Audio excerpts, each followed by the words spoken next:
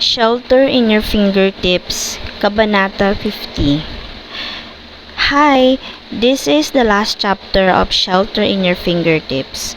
Maraming salamat po sa pagbabasa sa bago kong series. First installment is a glimpse of what is to come for this series. I hope you enjoy the story of Sage and Pietro. The starting point of Rara Avis as of now. I have yet to consolidate the installment count of this series. I hope you join me in this journey of wildness and adventure. Kabanata 50, Rescue.